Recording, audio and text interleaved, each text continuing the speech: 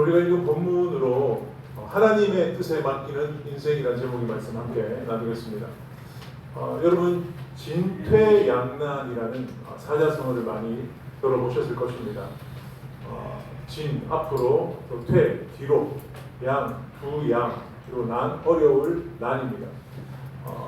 중국의 당나라의 이정이라는 장수가 성을 공격할 때 앞으로 가도 뒤로 가도 어떻게 할 수 없을 때 말했던, 그때부터 생겨났던 단어가 진퇴양난입니다.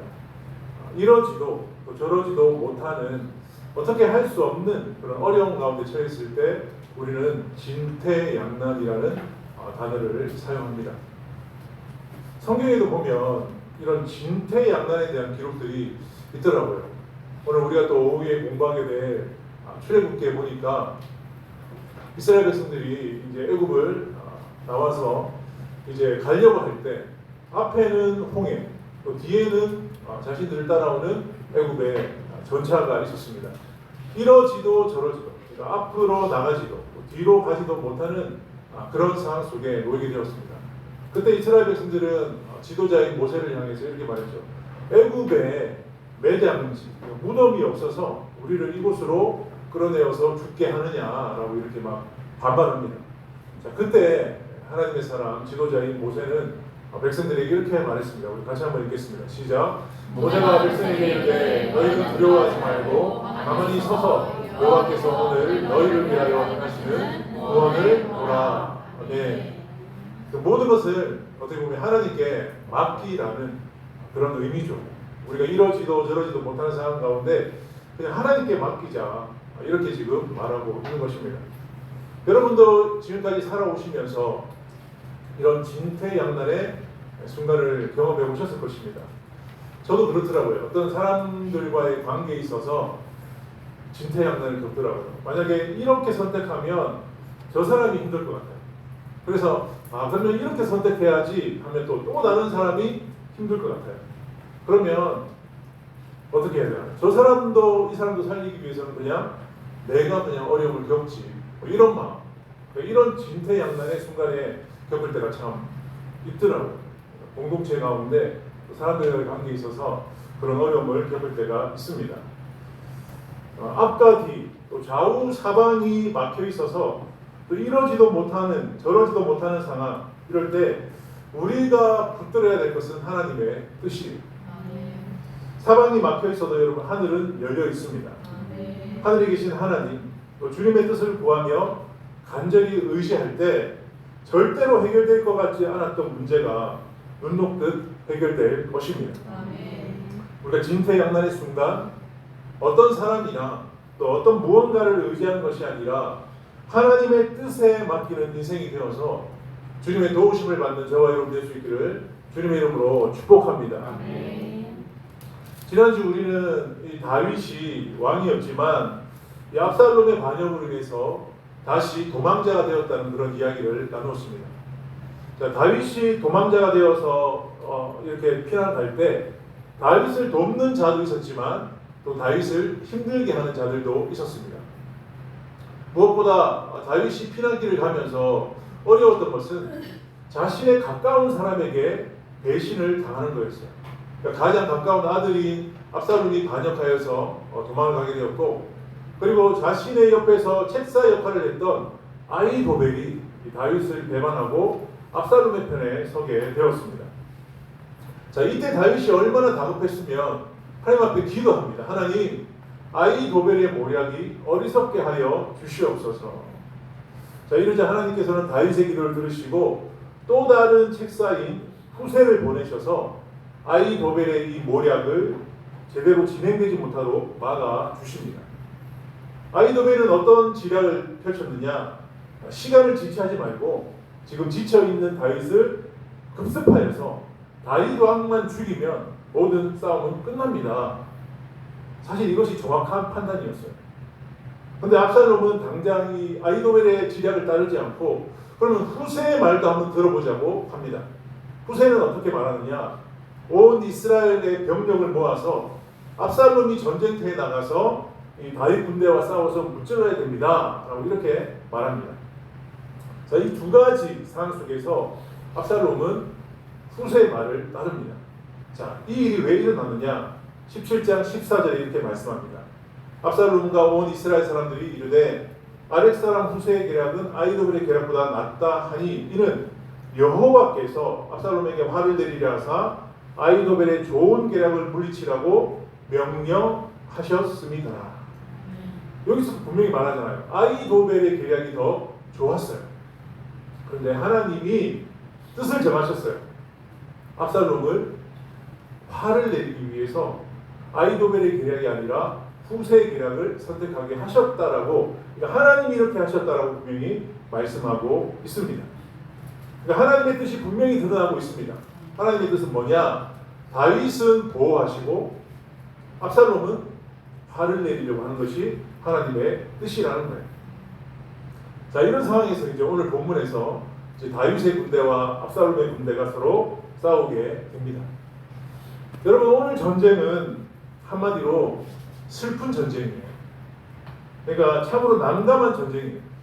어느 쪽이 승리해도 기뻐할 수 없는 전쟁입니다. 왜 그럴까요? 같은 나라 간의 싸움이죠. 내전이죠. 그리고 아버지와 아들 간의 싸움입니다. 동족 상잔의 지금 어려운 가운데 있습니다. 여러분, 세상에서 가장 비극적이고 고통스러운 것이 있다면 전쟁입니다. 여러분, 전쟁은 절대로 일어나면 안 됩니다. 근데 그 전쟁 가운데서도 오늘과 같이 동족 상잔, 가족끼리, 성도끼리 싸움은 절대로 있어서는 안 됩니다. 아멘. 고통 가운데 가장 큰 고통을 우리에게 주는 거예요. 여러분, 어저께는 8.15 광복절이지만 우리가 지금 분단되어 있는 이 한반도를 위해서 우리가 계속 기도하고 있습니다. 우리가 기도할 때마다 이런 전쟁이 일어나지 않도록 우리는 늘 기도해야 돼요. 아멘. 여러분, 북쪽에서는 우리를 다른 민족으로 주장하고 있습니다. 하지만 여러분, 그것은 손바닥으로 하늘을 가리는 일입니다. 여러분, 우리는 같은 민족이에요. 절대로 함께 싸워서 피를 흘려서는 안 됩니다. 주님 안에서 평화롭게 통일되어야 될 줄 믿습니다. 자, 다시 본문으로 돌아와서 여러분, 다윗이 이제 예루살렘 왕국으로 다시 돌아가기 위해서는 어떻게 돼야 됩니까?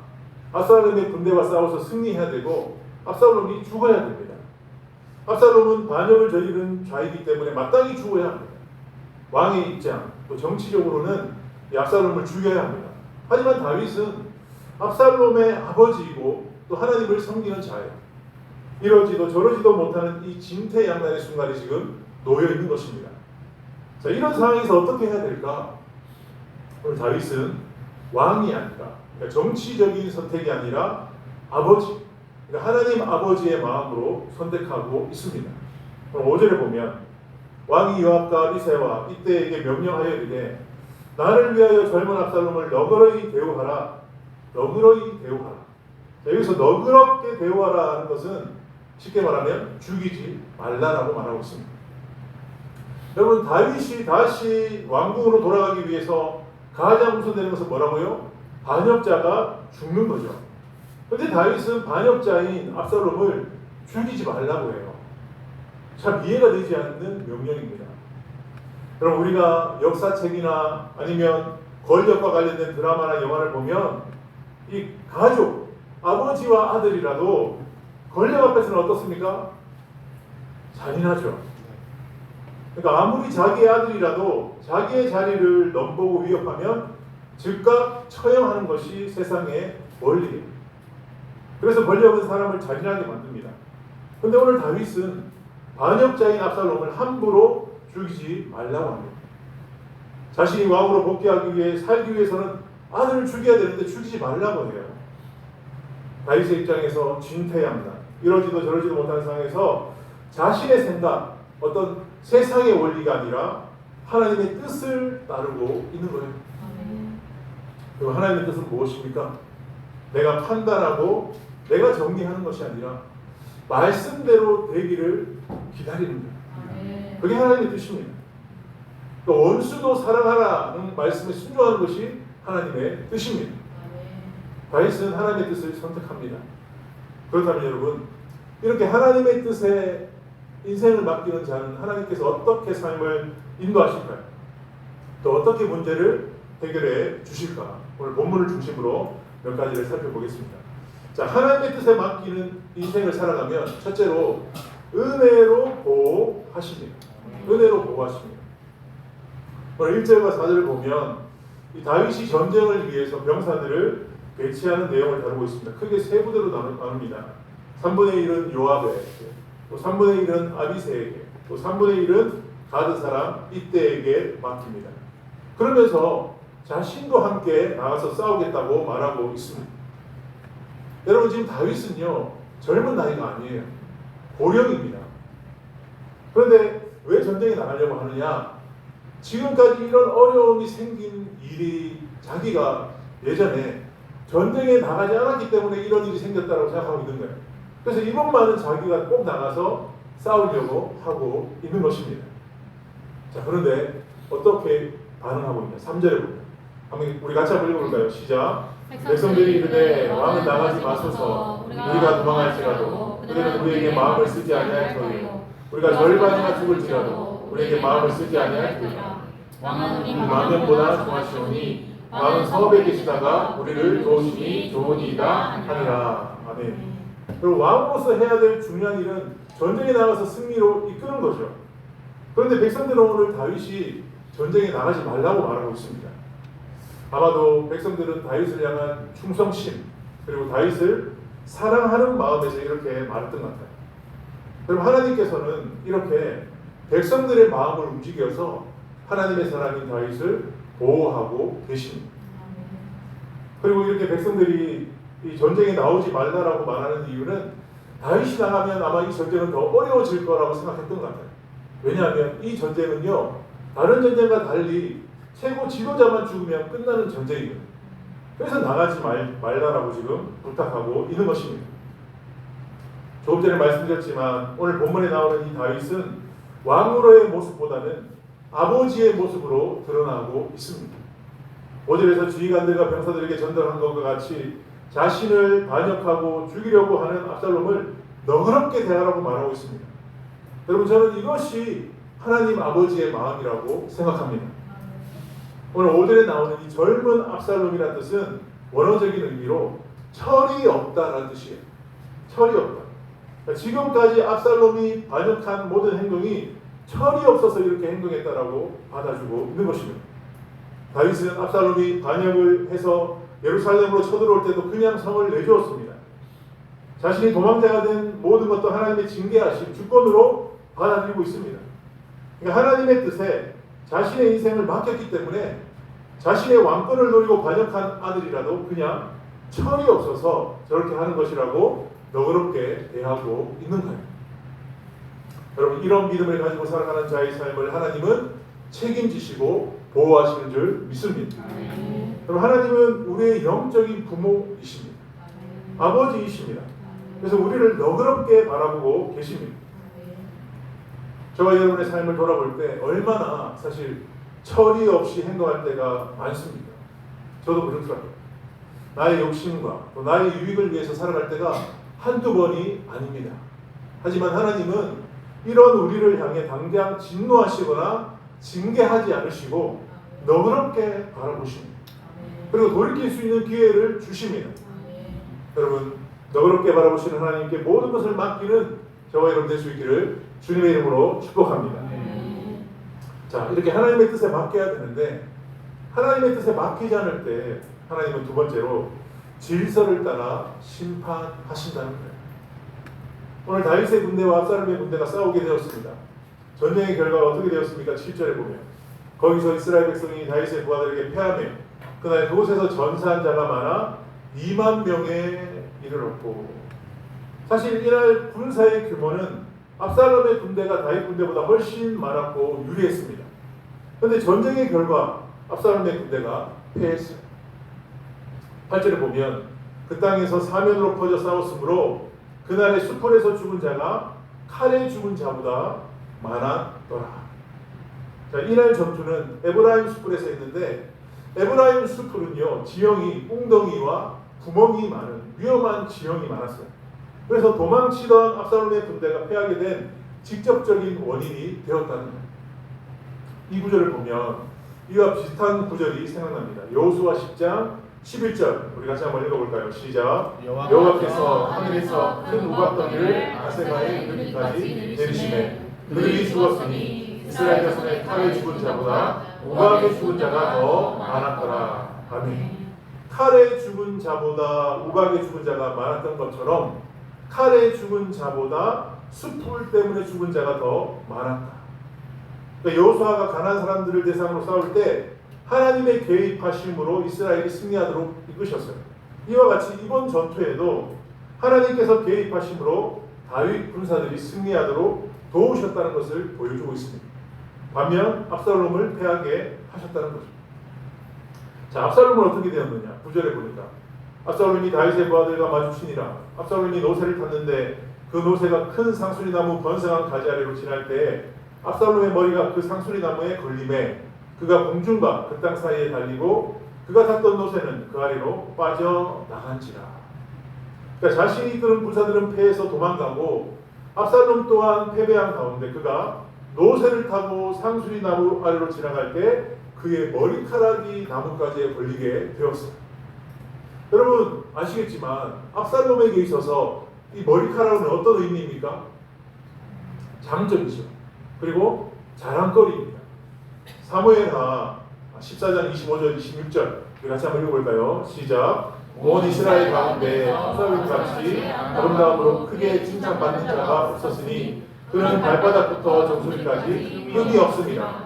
그의 머리털이 무거움으로 연말마다 깎았으며 그의 머리털을 깎을 때 그것을 바라본즉 그의 머리털이 왕의 저울로 200세겔이었더라. 아멘. 여러분 그 배우들 중에 막 머리를 이렇게 찰랑하게 해서 하는 있잖아요. 멋있지 않습니까? 네, 꽃을 든 남자잖아요. 그러니까 만인의 연인이 압살롬이었는데 특히 그의 머리가 장점인데 그 머리털이 상수리 나무에 걸린 거예요. 사실 자신을 지금까지 이 자리로 이끌었던 가장 큰 장점, 그러니까 사람들의 선망의 대상인 이 머리카락으로 인해서 가장 큰 위기 가운데 놓이게 되었다는 거죠. 여러분 저와 여러분도 다른 사람이 가지지 못한 장점이 있어요. 강점이 있죠. 그것을 통해서 지금 여기까지 왔을 수 있습니다. 그런데 여러분 그 강점이 나를 위기로 빠뜨릴 수도 있다는 거예요.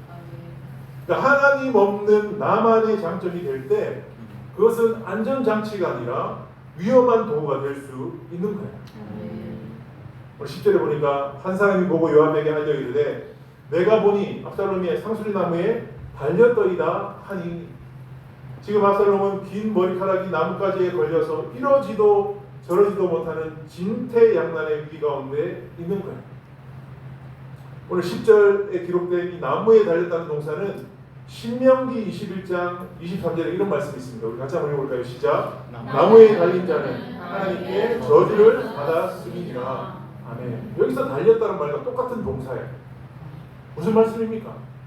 압살롬의 군대가 패배하고 압살롬이 나무에 달린 것이 하나님의 심판, 하나님의 저주라는 것을 알 수 있습니다. 왕자였지만 아버지를 반역하고 자신이 왕이 되려고 했던 것은 하나님의 뜻이 아니었어요. 그러니까 하나님의 말씀을 벗어나서 자신의 욕망을 따라 살아가는 인생의 결말이 어떻게 되는지를 우리에게 분명히 보여주고 있는 것입니다. 겉으로 보기에는 사람들의 마음을 얻고 또 백성들의 지도자가 될 수 있었던 장점이 많은 사람이었지만 하나님의 뜻에 맡기는 인생이 아니었기 때문에 심판을 받게 된 것입니다. 여러분 나의 모든 인생을 하나님의 뜻에 맡길 때 하나님은 그 사람의 삶을 지키시고 보호해 주시는 줄 믿습니다. 선한 길로 인도해 주십니다. 반면에 장점이 많고 재능이 아무리 뛰어나도 하나님의 뜻에 맡기지 않을 때 질서를 따라 심판을 받게 된다는 겁니다. 여러분 하나님의 뜻에 인생을 맡기는 저와 여러분 되기를 주님의 이름으로 축복합니다. 자, 하나님의 뜻에 맡기는 인생. 근데 하나님의 뜻에 맡기지 않은 또 다른 사람이 있습니다. 이 사람 어떻게 되느냐? 3번에 보면 하나님의 나라에 불편하다는 것입니다. 요압을 두고 하는 말씀입니다. 오늘 압살롬이 상수리 나무에 달려있는 것을 병사들이 보고 요압에게 가서 말합니다. 그러자 요압은 왜 압살롬을 당장 죽이지 않았냐고 질책합니다. 그러니까 압살롬을 제거했다면 은 10개와 띠를 주었을 것이라고 안타까워합니다. 그러자 무명의 병사는 이렇게 고백합니다. 11절 우리 같이 한번 읽어볼까요? 시작. 그 사람이 요압에게 대답하되 내가 내 손에 은 1000개를 받는다 할지라도 나는 왕이 아들에게 손을 대지 아니하겠나이다. 우리가 들었거니와 왕이 당신과 아비새와 이때에게 명령하여 이르시기를 삼가 누구든지 젊은 압살롬을 해하지 말라 하셨나이다. 아멘. 믿음의 고백이에요. 은 1000개를 준다고 해도 절대로 왕의 명령을 어길 수 없다. 여러분, 저와 여러분들이 이렇게 고백할 수 있습니까? 은 10개가 아니라 1000개를 주면 혹시 마음이 흔들리지 않습니까? 여러분, 은 1000개보다 왕의 명령, 하나님의 말씀이 더 귀한 줄 믿습니다. 하나님의 말씀이 가장 귀해요. 은 1000개, 수백억과 바꿀 수 없습니다. 이런 믿음의 사람이 되기를 소망합니다. 오늘 무명의 병사는 왕의 명령을 절대로 거역할 수 없다고 고백할 때 요압은 지체할 수 없다면서 단창 3개를 가지고 가서 상수리 나무에 달려있는 압살롬의 심장을 찌릅니다. 여러분, 요압은 다윗 왕의 명령을 너무나 가볍게 범하고 있어요. 분명 젊은 압살롬을 죽이지 말라고 말했는데 지체하지 않고 명령을 어기고 있습니다.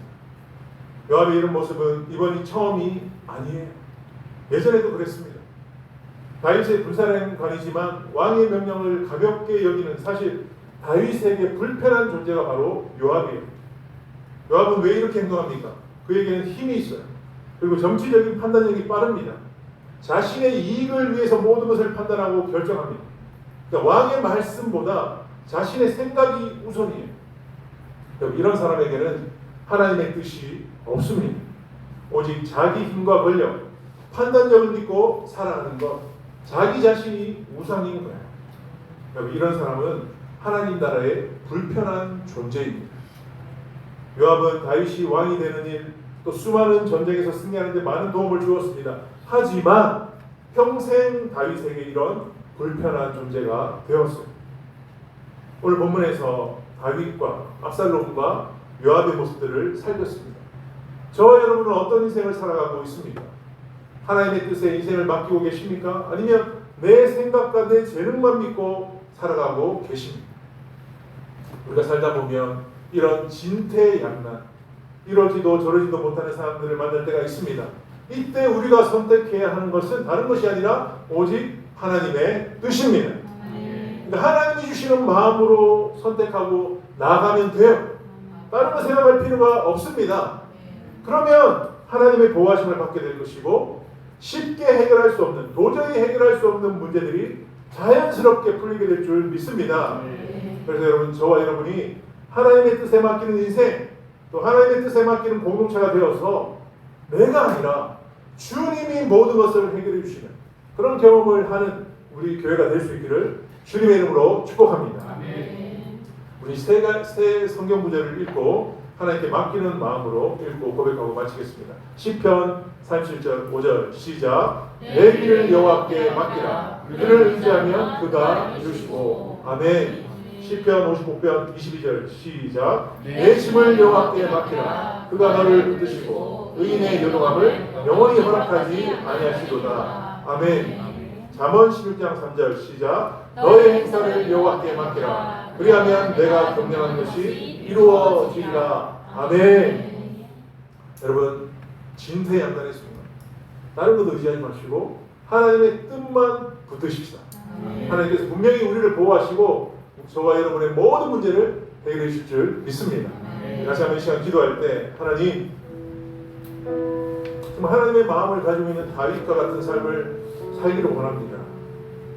참 쫓기는 인생이지만, 참 진퇴양난의 순간이 있지만 다른 거 생각하지 않고 왕이기 전에 아버지로서 안역자인 아들을 품는 그 마음, 하나님 우리에게도 그런 마음을 주시옵소서. 하나님 앞에 맡기면 하나님이 사람들의 마음을 움직여서 우리를 보호해 주실 것이고, 또 하나님께 맡기면 내가 절대로 풀 수 없는 문제를 하나님께서 자연스럽게 해결해 주십니다. 지금까지 내가 풀려고 해서 너무나 피곤한 인생을 살았다면 이 시간 우리가 결단합시다. 하나님, 내가 모든 것을 주님께 맡깁니다. 나의 생각을 내려놓습니다. 나의 장점도 내려놓습니다.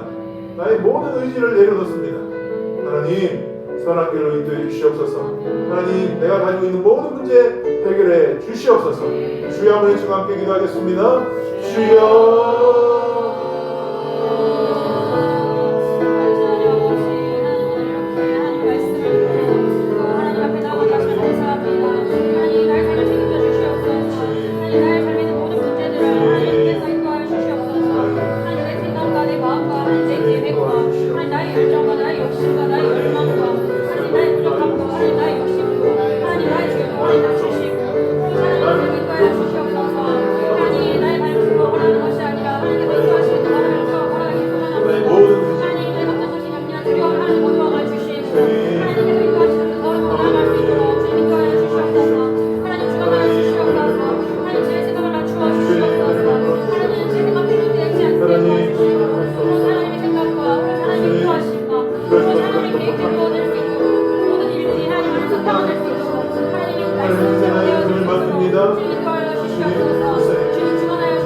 아버지의 마음으로 아버지의 마음으로 원수를 사랑하고 아버지의 마음으로 그냥 기도하며 나아갈 때 하나님께서 나의 삶을 지키시고 하나님께서 나의 모든 문제를 해주시는 것을 경험하는 복된 인생을 되어주시고 복된 공동체 되어주시고 하나님 인도하여 주시옵소서. 주님 도와주시옵소서.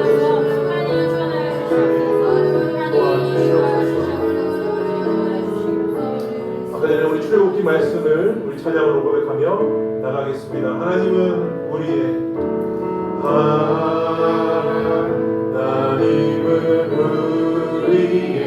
피난처가 되십니다.